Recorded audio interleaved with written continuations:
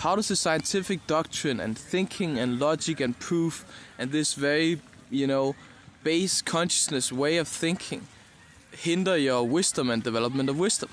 Well, it's very easy. We can look, the proof is in the pudding. So an old wise man is typically has a white beard. He's an old man. He's in the late stages of life. Well, in any logical, high cognitive performance tasks like chess or mathematics, they all peak at the age of 22, 21, 25 maybe. Is that the age of wisdom? No. So it's more obvious than ever. And in many ways, if you look around life, intelligence is maybe negatively correlated with wisdom. So how will intelligence hinder wisdom? Well, it's easy to rationalize things. So if you're very intelligent, you can rationalize even better, worse decisions. And wisdom is always a battle within oneself. And the more intelligent you are, the more intelligent is the evil and reptilian part of yourself. So you're always at war against yourself. And intelligence is every part of yourself has the same intelligence in some way. So you want to strive towards wholeness, the greatness of life, higher, consciousness, all the Buddha with the sun behind his head, Jesus with the sun behind his head, the Freemasonry, climb up the ladder away from the black and white squared surface of base consciousness up towards the light. That is what all of us want. Carl Jung said the greatest experience one could have in life was to experience wholeness of oneself in the fullest extent, because most of us, we don't know. You don't really know yourself.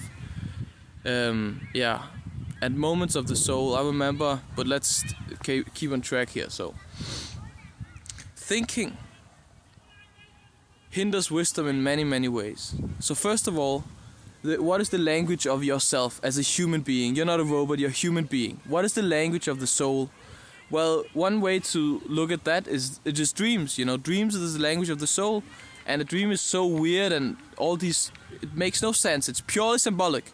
But this is why all ancient stories, all ancient scriptures, the stories in the Bible, all kinds of symbols in Egypt, blah blah blah, they are all symbols, highly symbolic, metaphysical stories, because they are told in the language of the soul. So this is the language that speaks to us best. But it's not telling you, let's say, some old folklore story. It's not telling you, do this and do these morals, follow these morals and ethics, and do not, do these things, then you'll go to hell. It tells there's an underlying moral, but it's in the story, like the story of Hansel and Gretel. They go into the forest is unconscious. They meet a woman, an evil witch. It's the devouring mother archetype. So you have to understand that the true language of yourself is not scientific. And in the scientific doctrine, there is no thing as intuition. All discoveries, funny enough, in science is done in the name of intuition. Okay, so before chemistry was alchemy, and alchemy was filled with symbols and all kinds of things. And what I'm trying to say is that whenever you approach darkness, whenever you approach the unknown, you have to use your intuition and your human instincts. You cannot be thinking logically what's going to be there. Imagine if you're moving in a swamp, and it's dark and you can't see anything. You'll be moving intuitively through the rainforest and trying to figure out the things that way. And that is how you should do in life, because if you're thinking and logical and very grounded and concrete, you will not gather wisdom. And, Jung said this about Nietzsche. Nietzsche was a great thinker, blah, blah, blah. But behind it all was great intuition. And intuition is when something just comes as it is. And if you're watching this, you're probably interested in wisdom and many things in life. And you're probably most likely an open, intuitive person. And you have to understand that you will love data. You will, most likely different correlations and informations. You just gather them. I remember all kinds of stuff. But these things do not make us more wise. Like personality models, for example, the Big Five personality model. I love that. He's conscientious, disagreeable, and this and that.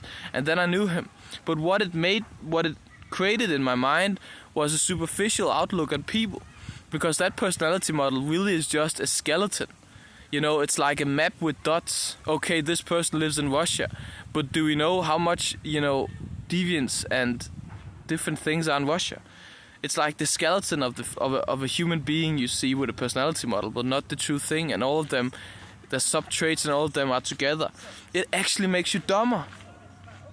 Instead of understanding it intuitively and feeling with your gut which type of person this is, blah blah blah blah blah. So in our society, obviously, the vernuft, the reason and the logic and the scientific doctrine of proof, which has no intuition and no mystery, has gone way too far. And why has it gone so far? Well, it's gone so far because it has great ethos. They build great houses and bridges, and you think if they can do that, they must have the answers to life. But that is not true. Science, the only subject where we have other, subjects than science dominating, is the science describing us. There we have, instead of science, we have, psychology, anthropology, philosophy, and theology. And that is what art does. And that is what stories and novels and all these things do. They describe and give wisdom in the correct way.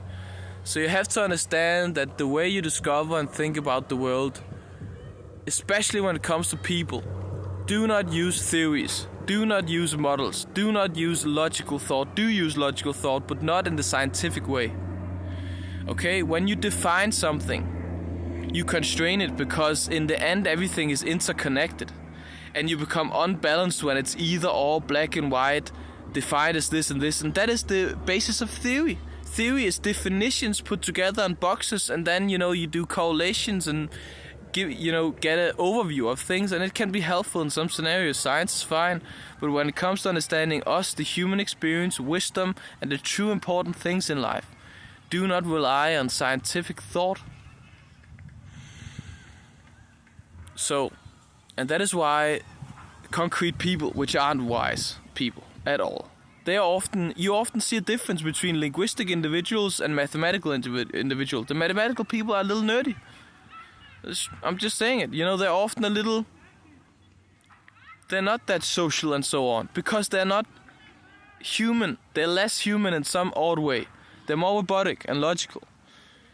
So, and that's where you'll find the flow in life, the wisdom in life. You'll find it through the linguistic, symbolic representations of things. And then you can start, interpreting symbols and so on, yeah.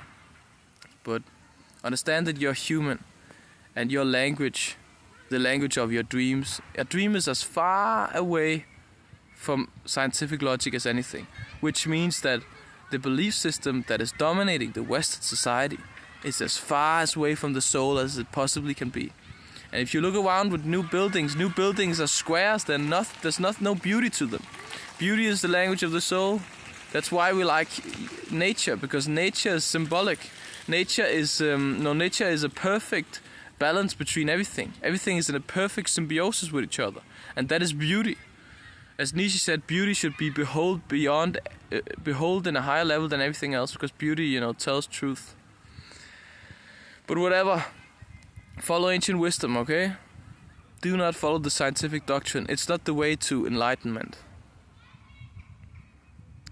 Yeah, that is all I have to say. If you watched it to here now, put a comment down in the description of what you think, and criticize. This is the conclusion I've reached in life, but I keep on developing my whole life, and I will continue to do that. So, but comment in the description, like and subscribe. Thank you very much.